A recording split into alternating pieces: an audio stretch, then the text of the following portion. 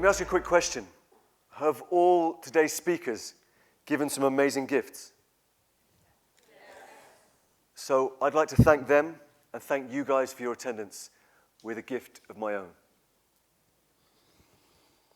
So we arrived, an inquisitive troupe at the Stratford Circus, fantastic speakers and audience united in purpose, to unearth the realities of what it means as every day we form a society that's way beyond traditional borders.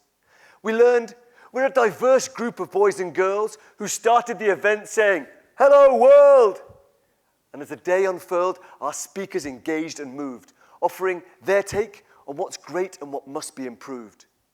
So let's begin to recap the gifts they gave. John Bird was the first to grace the stage. Through the printed page, he's changed the lives of society's most downtrodden and ostracized. Because homelessness is truly a borderless issue, and poverty was a topic John came to get into.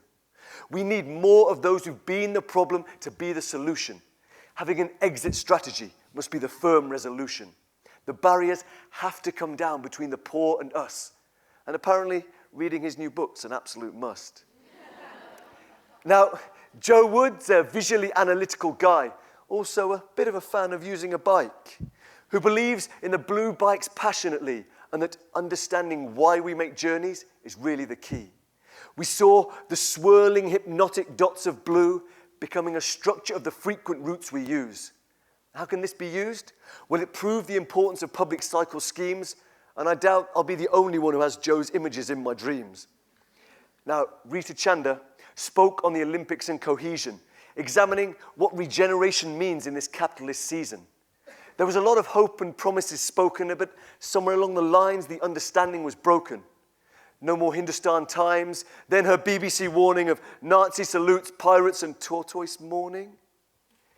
And in all these broad brushstrokes and tokenism, we need bolder steps and a clearer vision. Because a Union Jack and a burqa don't make cohesion. We must forget Mo Farah and find a reason to challenge the spirit of single silo thought. Because racism's become acceptable in the present is what we were taught. So no more moments in time, let's have cohesion that's true. It starts each day with me and with you.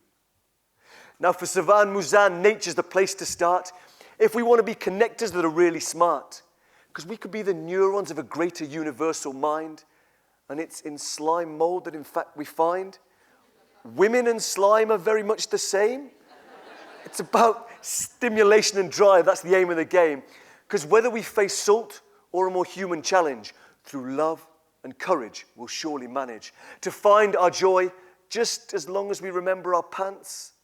So please, let's give ourselves and the slime a chance.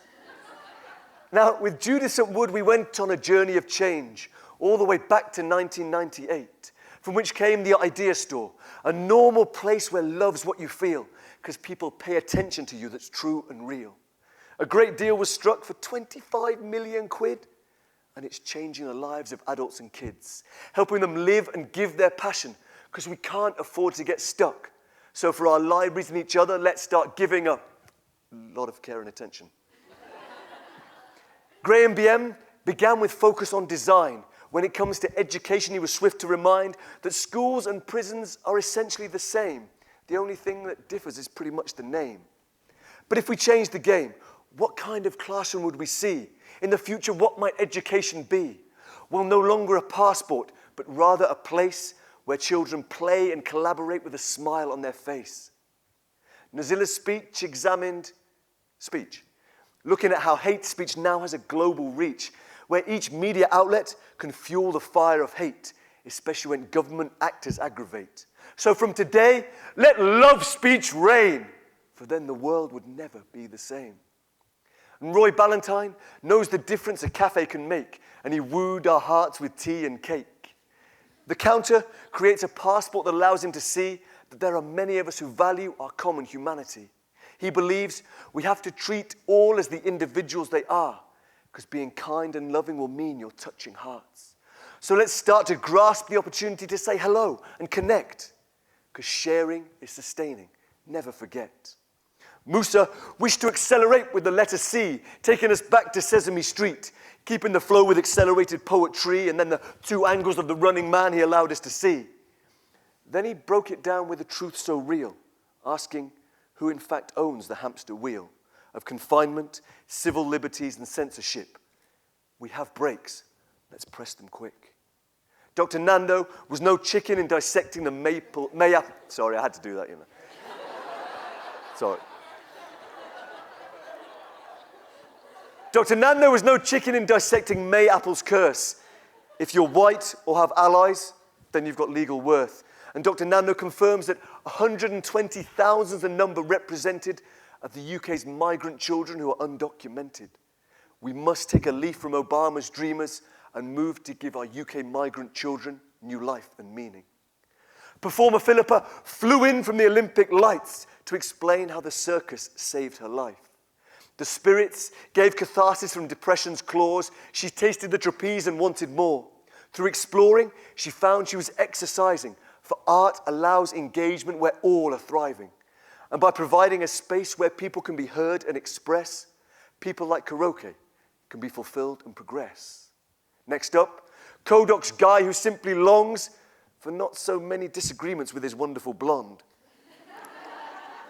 But from them came the gifts that challenging brings, where non-traditional narratives can start to begin, wherein forgiveness, instead of swift retribution, are offered up as the prime solution.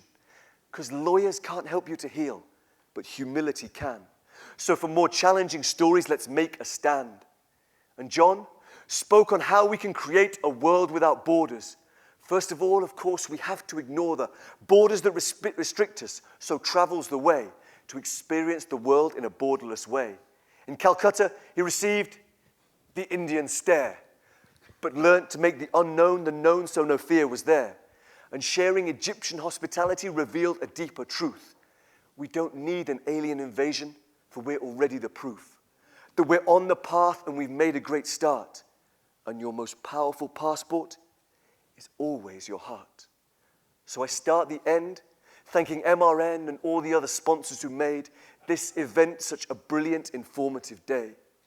And I close by saying that if we're to benefit from the borderless society we see, one thing is vital, so I make this plea, that we must nurture hearts and minds that are beautifully free, empowered to stretch beyond the limits of possibility, where the future we see will be the story we choose. And if we live what we love, we're sure to improve the fate of a race who find themselves at the cusp between brutal suffering and incredible love.